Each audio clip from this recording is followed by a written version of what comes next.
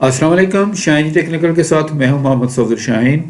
नाज़रीन, आज की वीडियो माइक्रोसॉफ्ट वर्ड के ऊपर है और इसमें हम देखेंगे कि हम टैब की का इस्तेमाल कैसे कर सकते हैं और उससे हम क्या क्या फ़ायदे हासिल कर सकते हैं। उसका हम अपने डॉक्यूमेंट को इम्प्रूव करने के लिए या उसको बेहतर बनाने के लिए कैसे हम उसका यूज़ कर सकते हैं। इस वक्त स्क्रीन पर आप माइक्रोसॉफ्ट वर्ड का इंटरफेस देख रहे हैं, जिसके अंदर हमने एक ब्लैंक डॉक्यूमेंट ले रखा है। आप देख रहे हैं कि इसमें रूलर्स अभी ऑन नहीं है। असल में मैं ये भी चाहता था कि आपको बता दूं कि वीडियो में अगर रूलर्स ऑफ हो तो आपने उनको कैसे ऑन करना है। आप नॉर्मली होम की पे होते हैं, जो रूलर्स हैं आपके, जो यहाँ पे आपको इसकी बताते हैं कि मेजरमेंट्स क्या हैं, वो आ जाती हैं व्यू मेन्यू के अंदर। और यहाँ आकर आप रूलर को यहाँ से ऑन करेंगे तो रूलर्स जो है यहाँ पे, या आपकी जो स्केल है वो यहाँ पे देख लीजिए ऑन हो चुकी है। आप इसको देख सकते हैं। इसी तरह वर्टिकल भी और ये हॉरिजॉन्टल भी। टैब की नाज़रीन, डिफ़ॉल्ट में टैब की जो होती है वो 1/2 इंच पे सेट होती है। अगर मैं शो हाइड में जाऊँ, ये वाला जो बटन लगा हुआ है, अगर आप इसको क्लिक कर लें तो ये देखें आपके सामने यहाँ पर एक जो निशान है पैराग्राफ का वो आपको नज़र आना शुरू हो गया।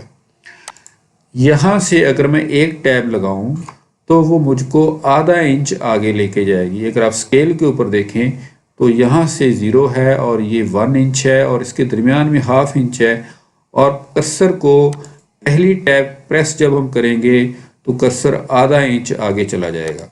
अगर हम दूसरा टैप करेंगे तो कर्सर 1 इंच पूरा आगे चला जाएगा। ये देखें 1 इंच के ऊपर है। और हम तीसरा करेंगे फिर वो 2.5 इंचज़ पे आ जाएगा। अगर हम फिर टैप करेंगे तो वो 2 इंचज़ पे आ गया है। इसी तरह जैसे जैसे आप बैक की करेंगे तो हाफ इंच वो पीछे आता जाएगा। ये तो है मतलब कि डिफ़ॉल्ट में टैब की सेटिंग जो होती है लेफ़्ट साइड पे होती है और 1/2 इंच के ऊपर सेट होती है। अगर आप ऊपर यहाँ कॉर्नर में देखें नाजरीन, यहाँ जहाँ पर मेरा माउस है, तो आप देख रहे हैं कि एल टाइप का एक निशान आपको नज़र आ रहा है। ये एक्चुअल टैब का निशान है, यानी कि ये हमें बता रहा है कि फ़िलहाल जो आपकी डिफ़ॉल्ट सेटिंग है टैब की वो लेफ़्ट साइड जो है वो सिलेक्टेड है। यानी कि जो भी मैं टैब यहाँ से लगाऊंगा तो वो लेफ़्ट अलाइनमेंट के साथ आगे चलेगी। याद रखिए, हम अपनी हर टैब को इंडिविजुअल उसकी जो डायरेक्शन है वो दे सकते हैं। वो सेंटर में होगी, लेफ़्ट में होगी, राइट में होगी, यानी कि उसकी अलाइनमेंट हम इंडिविजुअली सेट कर सकते हैं पहले ही। मसलन अगर मैं लिखूं कि ये मैंने लिखा है सफदर, तो ये लेफ़्ट साइड पे अलाइन है। अब देखें इसमें एक और बात काबिल गौर है कि हमारा टैब जो हाफ इंचज़ के ऊपर होता है।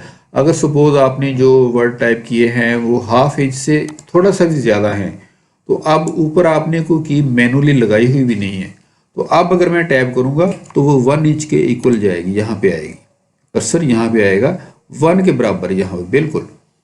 जबकि अगर सपोज मेरे लफ्ज़ थोड़े पीछे हों और 1/2 इंच थोड़ा आगे हो, तो अब अगर मैं टैब लगाऊंगा तो वो 1/2 इंच के ऊपर आएगा और सेकंड टैब मेरा यहाँ पे आएगा। ये भी दो बातें हो गई।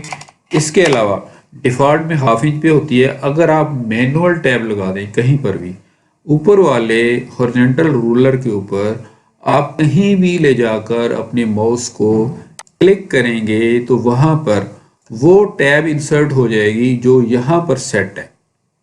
यानी कि अब क्योंकि ये टैब यहाँ पे लग गई है, इससे पीछे कोई और टैब नहीं है, इसके आगे कोई और टैब नहीं है। लेकिन अब जब मैं यहाँ से जंप करूँगा टैब की के साथ तो मैं डायरेक्टली इस की के डाउन पे आऊँगा। अब दरमियान वाली सारी जो टैब्स हैं वो बाईपास हो जाएंगी और इससे आगे जो है वो सारी हाफ इंच पे जाएंगी।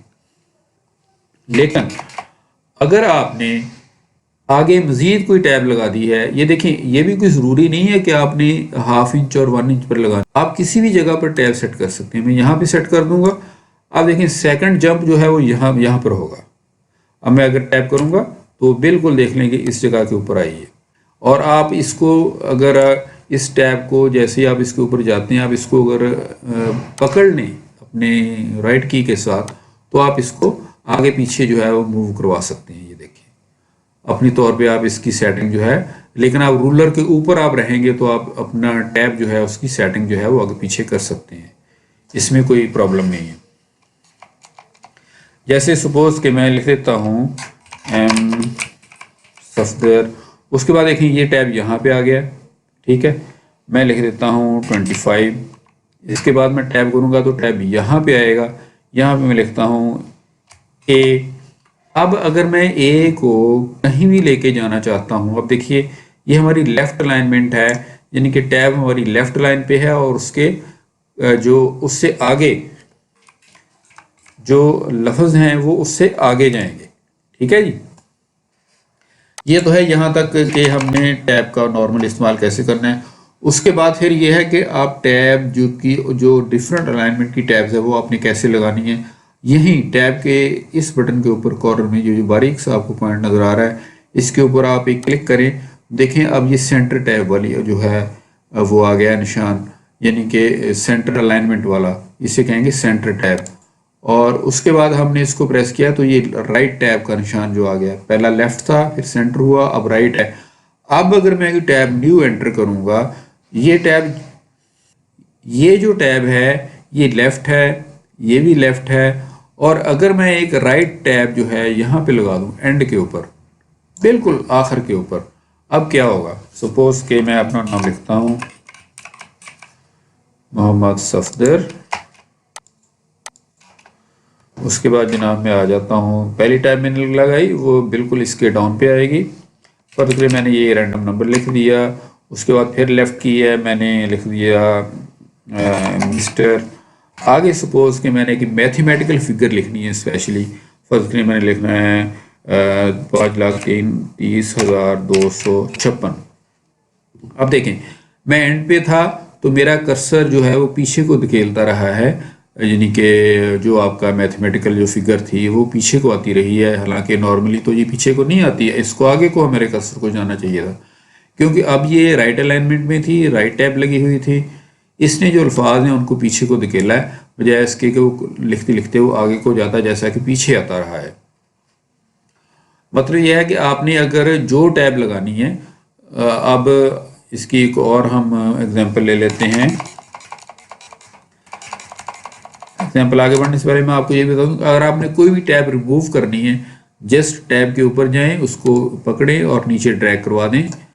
टैब के ऊपर जाएं, उसे पकड़ें, नीचे ड्रैग करवा दें, टैब को पकड़ें, नीचे खींचें, टैब जो है वो रिमूव हो जाएगी। अब हमारे रूलर के ऊपर कोई टैब जो है वो नहीं लगी हुई। आप अगर राइट टैब यहाँ पे लगा दें, सपोज के 1 इंच के ऊपर ऐसे हमने टैब लगा दी, और आप यहाँ आकर लिखेंगे 1 2 3। अब देखें ये लफ्ज़ जो है पीछे को जा रहे हैं, यानी कि राइट टैब का काम यहाँ पे हो रहा है। इसके बाद क्या है नाज़रीन, हमारे पास फिर दोबारा से सेंटर टैब आ गई है, डेसिमल टाइप, यानी कि आप अगर डेसिमल वैल्यूज़ डालनी है तो वो आप इसके अंदर यहाँ पे डाल सकते हैं। ये आप प्रैक्टिस करेंगे इसको लगा लगा के सभी को, तो आपको इनकी अच्छी तरह समझ आ जाएगी।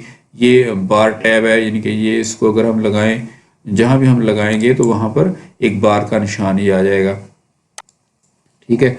इसी तरह ये जो है ये बिल्कुल आपका जो फर्स्ट लाइन इंडेंट होता है, ये जो टॉप वाली जो है ये वाला जो निशान है वो ये उसके लिए है।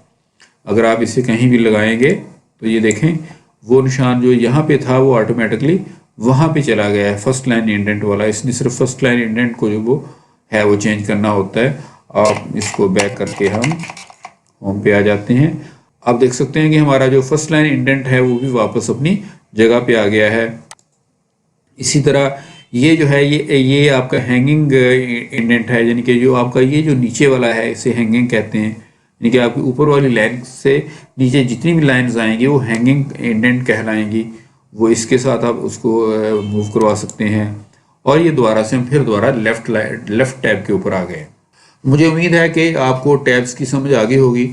हमने प्रैक्टिकली तो यहाँ पे ज़्यादा नहीं किया, लेकिन मैंने सारी आपको डिटेल बता दिया कि टैब्स लगानी कैसे हैं, हटानी कैसे हैं, और टैब्स का जो काम है वो कैसे होता है। मुझे उम्मीद है कि आपको ये वीडियो पसंद आई होगी, और जिन दोस्तों को इसकी कोई कहीं पे प्रॉब्लम आए, समझ ना आए, तो मुझे कमेंट सेक्शन में पूछ सकता है, या मुझे डायरेक्ट मेरे फेसबुक पेज के ऊपर मुझसे क्वेश्चन आंसर कर सकता है। IT इन्फो हाउस पेज जो है वो बना हुआ है, नीचे आप डिस्क्रिप्शन में उसका लिंक देख सकते हैं। मुझे उम्मीद है कि आपने मेरे चैनल को सब्सक्राइब भी कर लिया, अगर नहीं किया तो प्लीज़ इसको सब्सक्राइब ज़रूर कर लें, ताकि आपको नई नई वीडियोज़ जो है मिलती रहे। इसी उम्मीद के साथ नाज़रीन मैं आपसे इजाज़त चाहता हूँ। अल्लाह हाफिज़।